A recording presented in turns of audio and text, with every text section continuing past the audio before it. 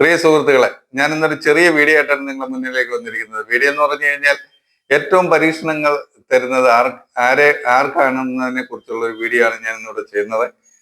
Video ഇഷ്ടമാണെന്നുണ്ടെങ്കിൽ തീർച്ചയായിട്ടും നിങ്ങൾ എന്നെ സപ്പോർട്ട് ചെയ്യണം. നിങ്ങളെ സപ്പോർട്ട് ഉണ്ടെങ്കിലേ എനിക്ക് ഇനിയും ഇത്തരത്തിലുള്ള വീഡിയോസ് ചെയ്യാൻ പറ്റത്തുള്ളൂ. അതുകൊണ്ട് തീർച്ചയായിട്ടും നിങ്ങൾ എന്നെ സപ്പോർട്ട് ചെയ്യണം.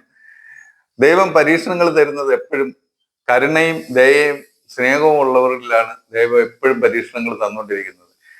പക്ഷെ ആ പരീക്ഷണങ്ങൾ തന്നു കഴിഞ്ഞു കഴിഞ്ഞാൽ എപ്പോഴും ഒരു കൈ കൊണ്ട് നമ്മളെ പരീക്ഷണങ്ങൾ തരികയും മറു കൈ കൊണ്ട് നമുക്ക് അതിനുള്ള പരിഹാരം ദൈവം തരികയും ചെയ്യും.